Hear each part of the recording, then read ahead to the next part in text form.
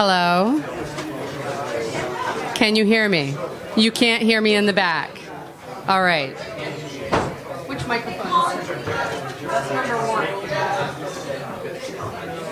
1. Can you hear me in the back? Is that any better?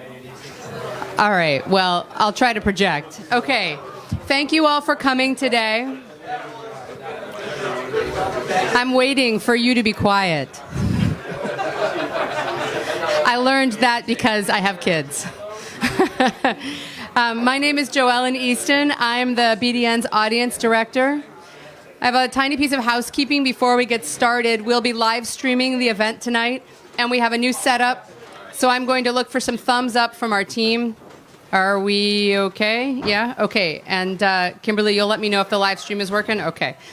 For those of you who ask questions in the later half of the event, please wait for the mic if you can so folks who are watching the stream can hear as well. So this is the first ever Bangor Daily Brews event. Welcome. And I have some thank yous. Thank you for coming. Thank you to our speakers and to our guests and to Black Bear Brewing for saying yes so enthusiastically when we called them up and said, so we have this thing that we'd like to try, and it's going to be called Bangor Daily Brews. And they all jumped at the chance to participate, and we love you all for it. Thank you. Thank you to Black Bear Brewing for hosting tonight and for offering everyone here for the event a discount on your beers. It's awesome. And thank you to all of you who are subscribers. Now, more than ever, the Bangor Daily News depends on subscriptions to support our work. And this work matters. It matters for Bangor and it matters for Maine. We are committed to telling Maine's stories and helping Mainers think through the tough stuff that is facing all of us. With your support, we will keep doing that for years to come. This event is hosted by the BDN Editorial Board and is part of a project the board is working on this year called The Way Life Could Be. Our editorial pages team is focusing on 4 issues throughout the year, and workforce development tops the list. So to get us started, I have a few questions for you. This is the audience engagement part. So the average age in Maine is 43.5 years old. Please raise your hand if you're younger than that. Awesome. Congratulations, you are below average. All right, how about this? How many of you young people, everyone who had just raised your hands, left and then returned? How many of you stayed in Maine all along? Awesome. So here's one for everybody. If you left at any point or you are new Mainers, raise your hand if you stayed out of state longer than you wanted. Cool. Thank you. And now I'd like to hand this off to Susan Young, who is the BDN's editorial page editor.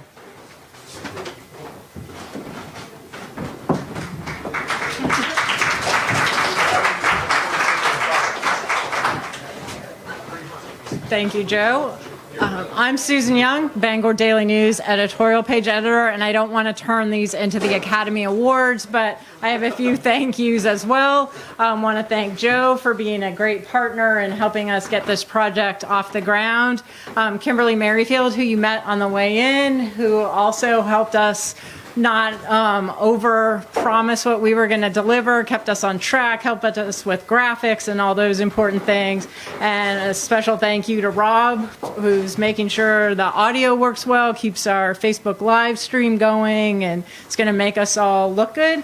Also, a thank you to Matt Yunker, who's our assistant editorial page editor, and I'm going to give him a new title. He's our director of engagement on the editorial pages, and part of his job is to better engage with our community, which involves hosting events like this. And we also thank the folks at Black Bear Brewing, especially Margot, who's been really patient tonight, getting you all beers and meeting all our demands. So as Joe said, we have launched a new audience engagement initiative this year, and we're focusing on 4 topic areas. We picked 3 of them, with workforce development, population growth being the first issue that we're addressing tonight. We also are looking at referendum reform. Is it too easy to get issues on the ballot? Do voters need more information before they go vote on something on the ballot? And the other issue that we chose to focus on is the high cost of rural living.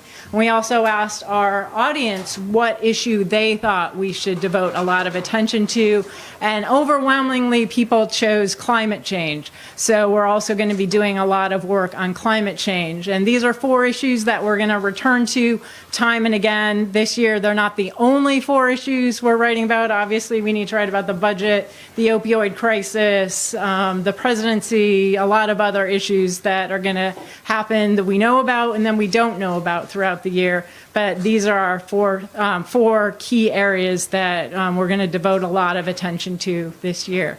So again, thank you all for coming to our very first Bangor Daily Brews event. We're very excited and can't wait to hear your questions. But a special thank you to our 2 guests who have joined us tonight. We have Trey Stewart, who is from Presque Isle, and we have Ryan Fecteau from Biddeford.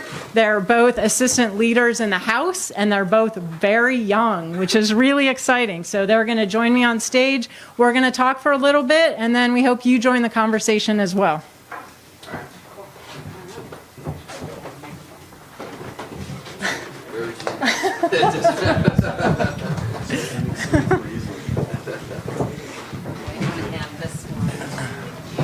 To me? Okay. Unfortunately, we're a little low tech. Do you want to go behind? We'll go under here. All right. Microphone check, beer check. We're good. Yep, everybody else set? Great. So I'm just going to introduce our speakers really quickly and then let them tell you a little bit more, and we'll jump right into the issue.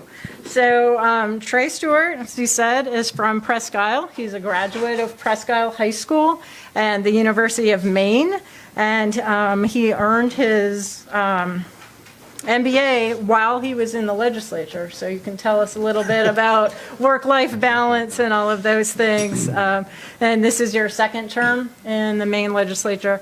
And as we said, he is assistant leader for the Republican caucus in the House. And we also have Ryan Fecteau from Biddeford. And he graduated from Biddeford High School and then left the state of Maine to attend Catholic University, but fairly quickly came back, and he is serving his 3rd term as a member of the Maine House of Representatives and is the Democratic Assistant House Leader.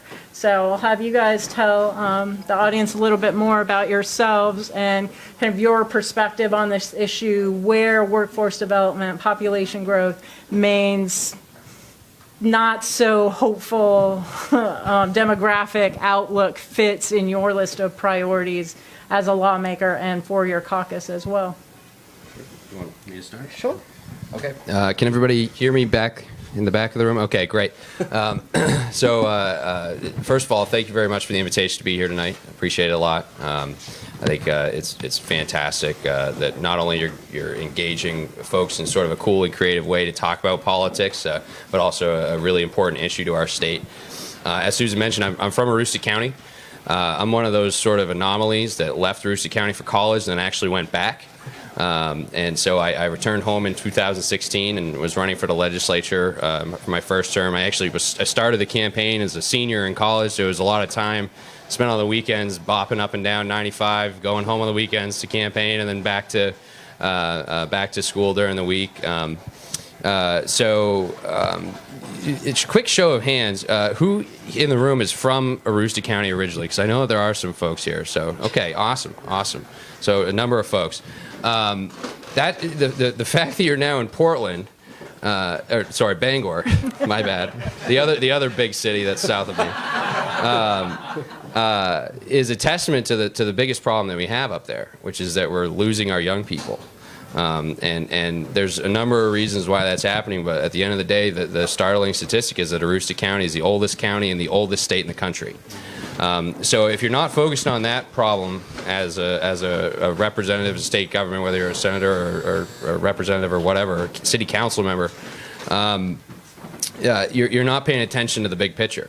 because all the problems that we seem to have at the local level, whether it's high energy costs or high property taxes or high school costs or high healthcare costs, those are all related to the fact that when you lower the denominator base of people in your area with a fixed cost, which a lot of these things are, it's just a cost shift to the folks that are left over. And so in my day job, I work at a group called the Aroostook Partnership, and it's a public-private partnership. We've got about 100 private sector members up in northern Maine, one of the only organizations like its kind on the East Coast. And our focus is on economic and workforce development. And about 10 years ago, there was an analysis done that was called the Tarnished Crown Report. And I don't know if anybody ever saw that, but basically it highlighted the fact that if we stay on the current trends demographically that we are on in Aroostook County, we're dead in the water. And there reaches a point where it's insurmountable, and you can't come back from that. And a part of that report made some recommendations, one of which was to come up with the partnership, which I work for, and that sort of helped to sort of curb the loss of folks, but there's a lot more work to be done. We ended up decreasing our population loss over that same period of time from about 1,000 people a year to about 600. So we're moving in the right way. But there's a lot more to do, and so that's sort of my policy focus in the legislature. You sort of get a number of miscellaneous things that sort of pop up. It's sort of like playing whack-a-mole, depending on the day. But that's the crux of it, at least for me. And so work-life balance, I could talk about that a little bit, but I'll just say this: when you're doing an MBA and you're in the legislature, there is a great overlap between a class I was in called Financial Statement Analysis and the crafting of the Maine state budget. And so I'll leave it at that. Well, what's interesting is Trey and I actually have a similar story, at least as it relates to our experience in university, because I also ran my senior year at the Catholic University of America in Washington, D.C., and would come home on weekends to knock doors. And I was originally going to say that Trey probably had the longer trip because the flight from D.C. to Portland is actually like an hour and a half. But I took the cheapest means home because I was trying to save money. So I took buses and trains from D.C. Back home to Biddeford, and certainly spent a little bit longer than an hour and a half on a bus or a train. So I came back, and I obviously immediately ran and won a primary and then won a general election. I think one thing that's interesting is the former my predecessor in the legislature was 83 years old. So overnight, Biddeford went from a 83-year-old representing them to a 22-year-old. And I think that's just fairly interesting change for our city. But it's a change that Biddeford is certainly no stranger to. As many of you know, our textile mills began to slow down and come to a complete halt in the early 2000s. My grandparents and my dad moved from Quebec in 1964 to work in the mills. And, that was the economic driver and engine for our community. And I think for a lot of communities in Maine, this story is not unusual to you or unheard of. And it's a real challenge. How do you replace not only all those jobs, but the jobs that are indirectly a result of having a business located in your downtown where hundreds of workers go in and out every day, spend time in your downtown eating lunch or seeking legal services in your downtown, whatever the case may be. Having a business like that is such a huge economic driver, and Biddeford lost that. And we pretty much were not at a point of recovery until I would say most recently. I mean, we're still have a long ways to go, but we are I think a good example of a community that was really in a rough spot, and I think a lot of folks had some pretty nasty things to say about Biddeford, and I think we had a pretty bad reputation for quite a long time, and it was the persistence of our community of individuals who said, things are not so great here in Biddeford, but I believe we can be a better community. I believe that Main Street will be revitalized. I believe that opening this coffee shop is the right thing to do. That even though things are not so great right now, people will come, and I think that applies to a lot of what's happening here in Maine. I meet folks all the time who ask me, what is it like to live in Maine? Isn't it cold and snowy all the time? And I think it's very easy just to play into the joke and say, yeah, Maine is a tough place to live. We have a lot of snow and it's cold it's cold all the time. But I think as a state and as individuals who have conversations with folks who don't live here, we need to change the way that we talk about our state. We need to be talking about it more positively. We need to highlight the things that we like about it, because I think that really is going to be paramount to changing not only the narrative but also the actual results. So I think there's a lot to discuss this evening, because I know part of the question was whether or not workforce is a priority, and I think I speak for every member of the legislature when I say that workforce is a number one priority for us. Trey hit the nail on the head. If we continue to lose folks, the expenses for those who are still living here are going to continue to go up, and I think mainly in the form of property taxes, and that's a real burden, particularly for seniors, but for also other folks who are going to continue to age and become seniors and fall into that age bracket. So I'm looking forward to a robust conversation, and I'm thankful for all of you for being here to listen and also hopefully get a chance to ask some questions. And I look forward to hearing what Susan is going to pose next. You're absolutely right. We have a lot of nitty-gritty details that we need to talk about. But first, I wonder if you could both talk just a little bit more specifically about your own experience, why you chose to stay in Maine, why you chose, Ryan, to come back. What went into that decision, what drew you to the state, and what advice you would give to other young people or folks with families that are thinking about coming back to Maine or moving to Maine for the first time, and what advice you would give to employers and others who are trying to recruit people to Maine. So we'll start with you this time, Ryan. Sure. Well, I would say I'm surprised most Mainers who have left have not realized the grass is not so much greener on the other side. But, D.C., I definitely got tired of it after a while. There was this this attitude about the person that you're friends with was an obstacle to your success, and so it was really a tough environment to work in, especially with a lot of young people. I mean, there's a lot of young professionals in DC, and everyone is looking for the next big opportunity, and you could be the person who's standing in the way of that opportunity. So I feel like a lot of the relationships I had in DC were sort of artificial in many ways, and I don't think that's the case here in Maine. I think Mainers have very genuine relationships with one another. We look out for each other. I think that's a paramount value that we all espouse, and I think that was really first and foremost a draw for me. But beyond that, I wanted to be part of the solution. I realized that a lot of my peers were leaving the state and they weren't coming back. They were pursuing opportunities elsewhere. And I looked at my own family and realized that, I had grandparents who were aging and were on fixed incomes and struggling to pay the mortgage and struggling to pay property taxes and struggling to pay the water bill and the electricity bill and so on and so forth.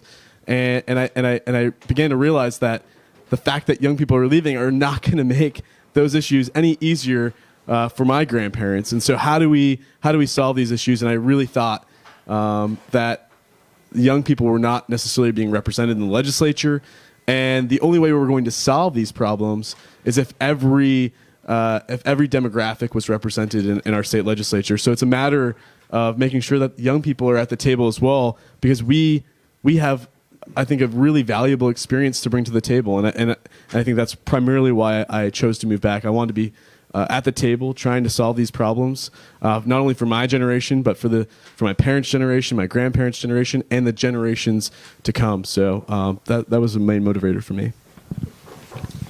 At the Roosty Partnership, our CEO, Paul, he has an expression that he was one of those folks who's from here, and then, sorry. He was from here, moved away, and then came back. and for a lot of the same reasons that anybody would do that. And his expression is that their grass is browner. And so it's sort of a playoff of, the grass isn't great, it's brown, right? And there's plenty of reasons to come back. Folks just don't sort of intuitively think about them until they've left and then make that realization. Last night, the University of Maine Alumni Association sort of hosted their legislative reception, and I had the opportunity to talk there, and there were some UMaine kids that were there. And many of them in the room didn't really understand the fact that there is a plethora of opportunity in Maine. And that's a function of the fact that the baby boomers, and it's a function of the fact that we're the oldest state in the country, right? And that all these folks are on their way out of the labor force, and they're leaving really good jobs, really good careers that they had, and somebody has to fill them.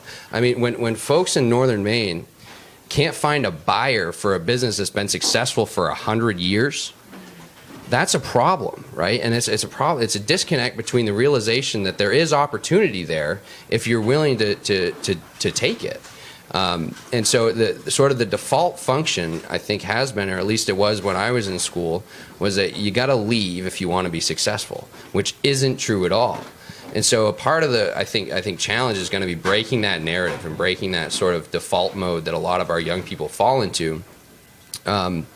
And then working with them on sort of the intangible components of building communities, because that's got to be a part of it. It's not just about the job. It's in large part about the job, but it's also about making young folks feel like they're actually a welcome part of the community. So I think that's a good. The fact that Ryan and I are both sitting here today, and not just members of the legislature, but members of legislative leadership, I think is a testament to the fact that young folks in Maine can do whatever they want to do if they've got the drive and the passion to pursue it. I don't think that they're as much aware of the opportunities. And so I think that that's a big challenge, and something that I think is going to require a number of stakeholders to sort of come to the table to address. Whether it's employers or community leaders, or I hate the word politicians, but I refer to as public servants, which is a much more sort of mellow term. But folks in your government, I think everybody sort of has to circle around that idea that we have to look at that generation of folks and make them feel as though they are empowered to engage. And I certainly appreciate the opportunity my colleagues gave me and my constituents in Presque Isle to do that and be a part of the solution, as Ryan said. But we got to we can't let up on that. We can't let up on that. If I could just add, I mean, I think one of the things that I noticed between that is a worthwhile comparison to make between DC and Maine, for example. I think a lot of employers in DC are taking chances on young people. They're giving them jobs that maybe they don't have the experience for. But they value the fact that someone is young. And I think here in Maine, we haven't necessarily made that transition as employers to say, someone being young and maybe not having the resume experience is a worthwhile person to take a chance on, because in the long run, they might be that business owner. They might be the person that takes over the business in a few years. I have no experience in business and just happen to be helping out some folks that I'm friends with in Algonquin, Maine. And a couple of years ago, I left and I didn't stick with them for some work I was doing part time for them. And they called me up and they asked me if I would be interested in becoming a partner in the business. And they had some foresight to say, first and foremost, we can't do this alone. And we needed to start thinking about what this business looks like in the future. And they offered me an opportunity to be someone who's going to operate that business that has been around since 1984, but needed a plan for how it was going to continue for another 30 years. And so I think there needs to be a cultural shift amongst employers as well to say, young people can make a positive impact on my business, and they could be the person that owns it at the end when I'm set to retire. And I think Trey definitely made mention of that, and I thought it was worthwhile to mention the fact that we might have some work to do in that area. I want to go back to something that you both mentioned, and that's attitude. The demographic challenges facing Maine are nothing new. We've known about them for a long time. We've been the oldest state. Research from Pew released today, Maine ranks 45th in the country for population growth over the last decade. Our population growth is 0.25% over the last 10 years. So these are not new challenges. And so a lot of folks have been more on the alarmist side of the equation, that we need to wake people up. We need to let them know how bad this is and how bad Maine's future is if we don't address these problems. But the flip side, I think, which both of you mentioned, is that we need to look at the positives, and we need to be more positive, talking about the great things about Maine, that positive attributes, the opportunities for young people to take over businesses, to have employment opportunities that they might not have anywhere else. So I wonder if you could talk a little bit more about how you think the legislature should balance this alarmist point of view to get people's attention and make them serious, but also to focus on what's great about Maine so that it's not all doom and gloom, and we can encourage more folks to come here or stay here. So, Trey, you want to start? Sure. I don't know if anybody's familiar with the Maine Development Foundation, but their executive director is Yellow Light Breen. And he said something a couple of years ago to me that he was giving a talk in the county about, sort of the rundown of where we're at and where we're hopefully going. And he said that if we want to be able to address the problems that we have in Maine, we have to do two things. We have to be brutally honest with ourselves about what the challenges are that we're facing, right? We can't sugarcoat it. But we have to be unrelentingly optimistic. And so I think it's that balance between honesty and optimism that is something that state government can and should do. And we can't lie to ourselves about what the problems are, right? And there's plenty of analyses out there that tell us what the problems are that we're facing in regards to this issue or a number of other ones. But we also can't sort of walk away from the problems because they're hard to solve, right? And they're not any most of the time. And one of the things I've been most frustrated with in state government, I'm getting the cue that I'm not holding the mic close enough. One of the things I've been most frustrated with in state government since sort of entering the fray in 2016 is that there are so many silos that exist within state government, and just government generally, but particularly with what I've been exposed to. And I think that if we really want to be effective at how we solve a lot of the problems that we have to break down a lot of those silos. And there's no way that we're going to solve complex things like the opioid crisis or like the demographic crisis that rural Maine's facing or Maine in general is facing if the right hand isn't talking to the left hand. And so I think that attitude that government should be working for folks and finding efficient ways to solve those problems and being able to step outside of the box and not afraid of what lifelong bureaucrats in the Capitol might say or think, but really go with what the best solution is going to be, and be brave enough to sort of seek that out, and certainly work across the aisle. The reality is that, roughly 30% of Maine is Republican, 30% of Maine is Democrat, but the other folks all live in the middle. And I'm not even convinced that the folks that are R's and D's necessarily vote that way. So I think most folks, if folks really want to be effective, they have to go find those sort of common sense middle ground solutions and be able to work across the aisle and not worry as much about who gets the credit and what that's going to look like on a press release, but do what's really right for the state and for our future. And I'm hoping that sort of as younger folks, I think, and this is not to be sort of discriminatory towards older folks, but I think that there's this sort of new energy among millennials, and sort of the problem-solving attitudes that our generation sort of has. When we grew up with the internet at our fingertips, we're able to sort of think about things a little bit differently and answer tough questions a little bit better, I think, in some cases, and think outside the box. So I'm looking forward to seeing what our generation is going to be able to do with the opportunity they have in front of them. Certainly a lot of challenges, and we're going to be honest about them, but we're going to be optimistic about finding the solutions to the problem as well. So. Yeah, I would agree with everything Trey said.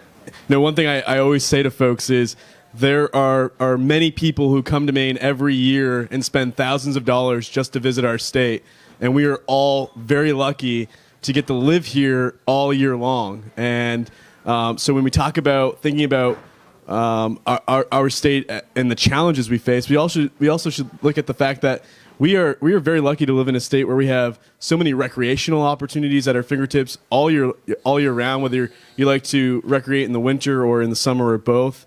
We have opportunities to start businesses here, I think, at an expense that is sort of unmatched compared to other states.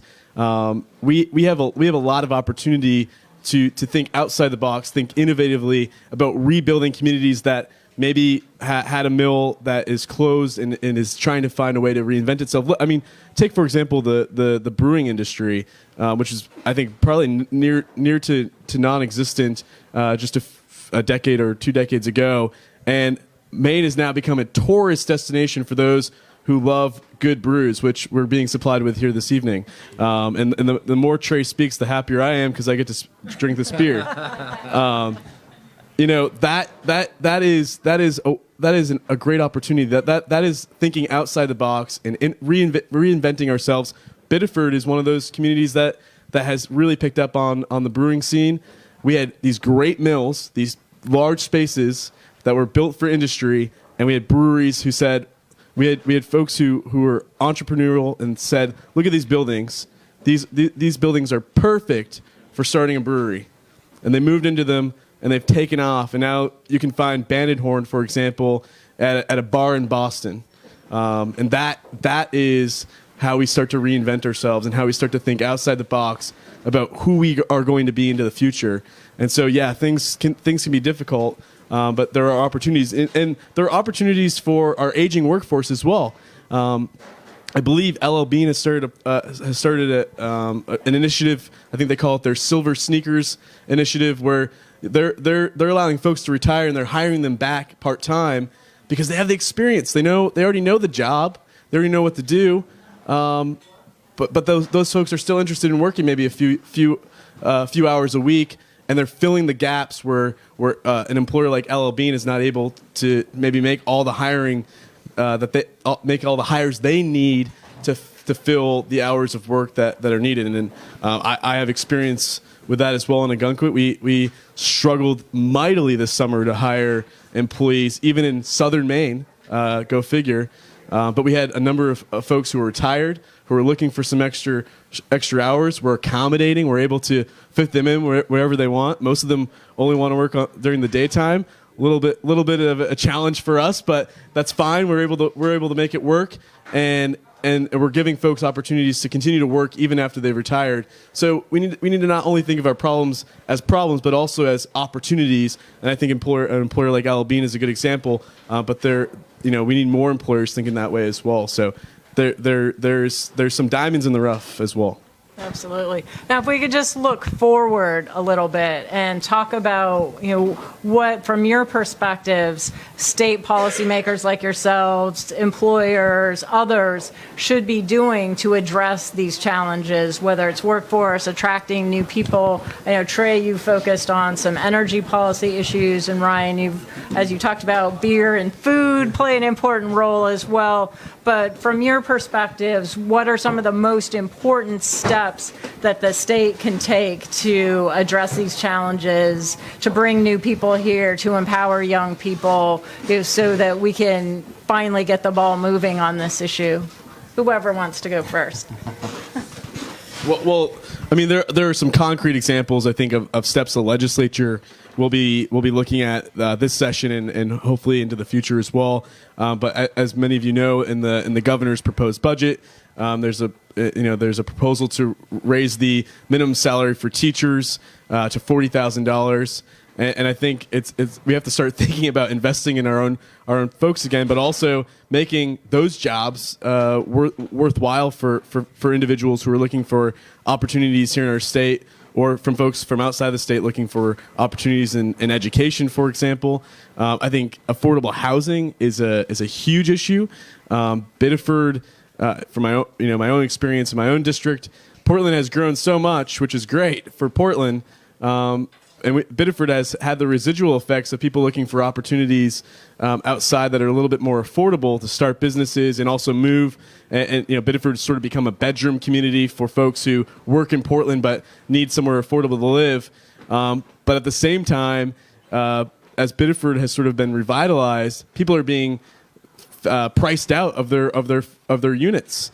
And affordable housing is not just an issue in Biddeford; it's an issue across the state. And I have a bill this session that hopefully we'll start to work on that. It's a low income housing tax credit. It also includes the state taking over a federal program that's set to expire that's been subsidizing affordable housing in rural Maine. And we don't expect action at the federal level on that. And we'd be talking about thousands of people who are currently living in affordable units that wouldn't be able to stay in their homes at those rates. So I think affordable housing is a big issue. We need to make sure that folks can afford to live here. I think education always is a top priority.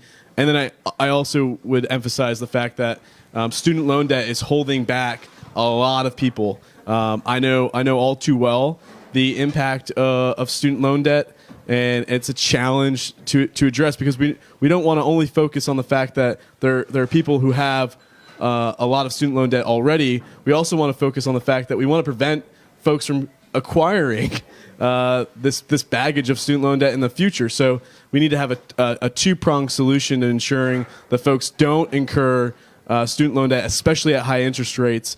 But we also want to be able to address the fact that there are people out there already who have a great deal of student loan debt, and we've taken some action. The Maine Opportunity Tax Credit being one of them. But for example, that tax credit doesn't apply to me. I went to school out of state, and it came into effect too late. And so here I am serving the legislature. I'm 26 years old. I feel like I'm making a little bit of a contribution to my community.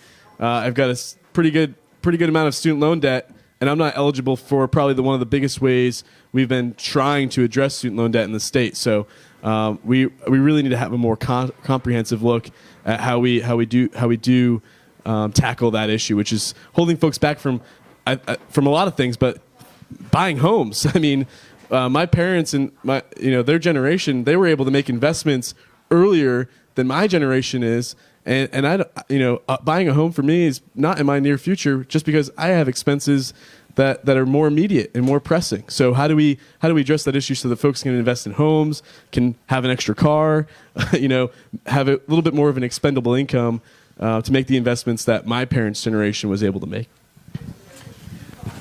So I think part of what we need to do is look at the areas within our state that are poised for growth. I think, in my opinion, and particularly being from northern Maine up in my neck of the woods, the most logical place to look is the forest product sector. And there's been a tremendous amount of work done there. In the last couple of years with some help from the federal delegation that we have in Maine, as well as a bunch of local stakeholders, the Maine Development Foundation, again, the university, the Maine Forest Products Council, professional logging contractors, a number of folks. And so they came together, a lot of the mills. When a lot of folks are familiar with sort of the downturn of forest products in Maine, right? They're familiar with the mills closing, and they think that sort of this is the end, right? This is where sort of the just road drops off, and that's not the case. And these stakeholders sort of came around the table together and came up with what's called the Forest Opportunity Roadmap. And for those of you that haven't checked it out, I highly encourage you to look at it and familiarize yourself with it, because that's the future of where we're going as an economy in Maine. So right now, the forest product sector in Maine is worth about $8.5 billion. The forecast is that we could grow that in about 6 or 7 years to $12 billion. Sorry, that's with a B. Where else are you going to see that kind of growth in a state like Maine, with 1.3 million people in it, right? So it doesn't, in my opinion, it doesn't make sense to focus on some of those smaller areas. Why not go for the big kahuna, right? Go for the one that we have a plethora of renewable resources around, right? We can export something, which are trees, right? So it adds to our GDP. The key is we have to be able to innovate. and we have to be able to come up with what the future of forest products is going to look like, which isn't the paper products. It isn't reams and reams of paper like it used to be back in the day, because people aren't using paper as much as they used to. And so you have to figure out different ways to maximize the value of a tree, of which we have lots. And so I think that as the technology improves, and it's already there in a lot of cases, right? I mean, I was in a meeting earlier today talking about how to make airplane fuel out of a tree, how to make clothes out of a tree, which they're already doing all this, by the way. We're just not sort of in the game in that sense, but we can be, and that's why it's poised for growth, is because there's so much potential there. But it's going to take some leadership on part of state government. It's also going to take state government to get out of the way in some cases and not sort of hinder that potential growth. And it's going to take sort of the collaborations among the different branches of government, the executive branch and the various departments that oversee it.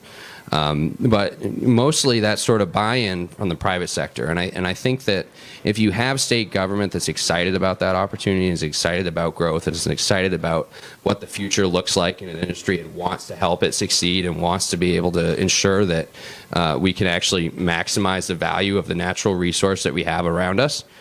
And there's the forethought to be able to see that, right? I think if you could do those things, you're set up really well. Our competitive advantage of Maine is that we have a natural resource, right? And we should be using that natural resource, because if we don't, it's a missed opportunity.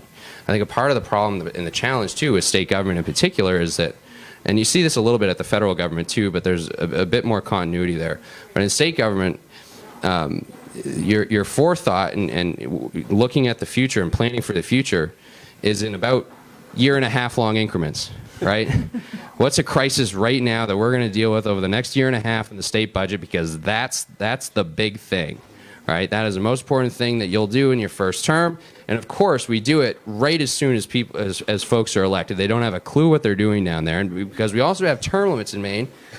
Half the people there are new, don't even know where the bathroom is, but you're asking them to craft the long-term strategic plan for the state in the form of a budget within 6 months of getting there.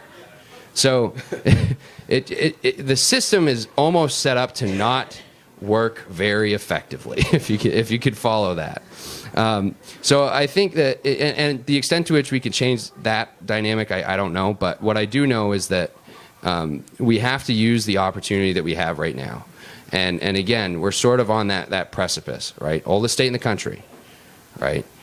So what can we do now with the forethought of thinking about the next 10 years and 20 years, which isn't necessarily the most popular thing for a politician that's trying to get elected in 2 years? What can we do right now that's going to set us up for long-term successes and long-term growth? And so I'm glad that there's state resources that are coming, state stakeholders that are coming together in a variety of forms to try to tackle this problem, and look forward to working with these folks in the upcoming legislature. Yeah, and there was a recommendation from the Government Oversight Committee several years ago to implement a long-term economic development strategy for the state, so that it carries over from administration to administration. I mean, part of the issue is we have really no way of measuring whether or not a certain bill fits in with the overall vision and plan that makes the most sense for our state. So we get all these proposals that will supposedly help our economy grow and move us into the future, but we don't have a way of saying, well, how does this fit into a long-term plan that makes sense for the entire state, that can survive from administration to administration regardless of party affiliation. And fortunately, that long-term plan and convening a group that will make that thing happen in an independent manner, that is not biased, the funding was put into the budget that's been proposed by the governor, and so the bill has received bipartisan support in the past, and I think that ties in directly to what Trey is saying. And I would also mention that the funny thing about term limits is I will be termed out at the age of 29. So it is really bizarre, to think about someone like me who's served now for 5 years. I'm going to be termed out from the state legislature at 29 years old, and my institutional knowledge will be gone, which is incredible to think about things that way. But that's the reality. So there's this consistent changeover. I mean, my caucus has 35 new members. That's a lot of new people just trying to get their feet under them, and it really does take about a term to really begin to understand how things work. So it's a challenge to have continuity, and I think a long-term plan as it relates to economic development will be huge. Thank you. I mean, we've heard a lot already about things that can and should be done, a lot of great ideas, long-term planning being one of them, and that the legislature is not always the best vehicle for that kind of planning. But you guys are all here because you're interested in this topic as well. So we want to open up the conversation to all of you. Matt has a microphone. If you have questions, please raise your hand. He'll come over and we look forward to answering your questions.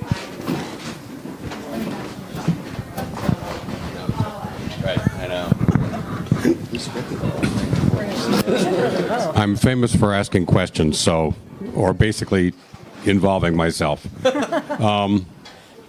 So I've got three things to talk about, and I'm not sure which of them are more important. One of them is fairly simple. You talked about affordable housing. I've done every station of the cross in town zoning. One of the innovative things that can be done is to reduce lot size, reduce apartment size, reduce road frontage requirements, allow people to use backland, mother-in-law apartments, whatever you want to call them, to basically sort of densify the use. Belfast just talked about this, and there's a group of people that got so mad about it they withdrew it. So it's a challenge, but it is a solution. Second is hiring people. Folks that are really driven and are high energy are going to make a success of themselves regardless in some way. There's a whole bunch of our folk that they don't fit that model. They want a job. This is a real third rail in the question, but the cost of hiring somebody is extreme. I know a lot of people who would love to hire somebody who don't because of the burden that goes with it. Workers' comp is great. I think it's a wonderful thing. But if the state can talk about ways to make it easier to hire people, I think that would go a long way. And that's a pretty basic change that we've developed over decades to where we are today, but it's something to be looked at. The third point is immigration. Immigration means people coming here from somewhere else. That's all it means. And so Maine, it's great that we're hiring older people who've already retired and are willing to go back to work. That's not a long-term solution. We need more younger people. And we're not having enough babies to make that happen. So it's pretty easy to figure out where they are. We need to bring them from somewhere else. And I think Maine should have a long-term, specific immigration policy to try to teacher salaries are great. Individual sort of one-off solutions are great. But an overall state process to try to bring people from somewhere else to here should be part of the plan.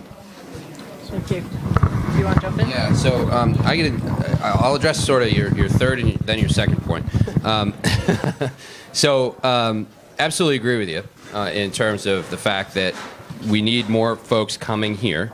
In fact, to give you some context, in Aroostook County, if we were to retain 100% of the graduating students over the next 10 years, retaining 100% of them, that would only fill 50% of the workforce gap we're going to have of folks that are going to retire in the next 10 years in Aroostook County. So there's no way that you can fill that gap without in-migration of some sort, right?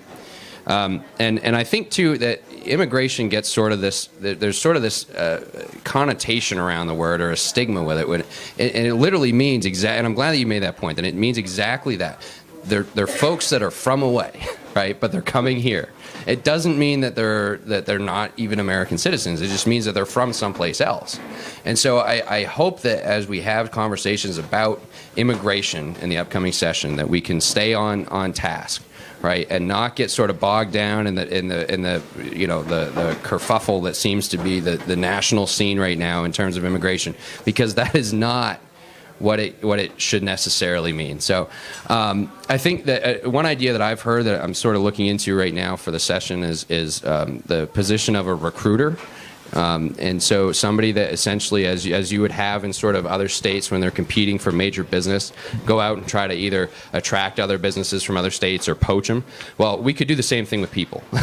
and so that's something that there's a couple places throughout the country where that's been tried. And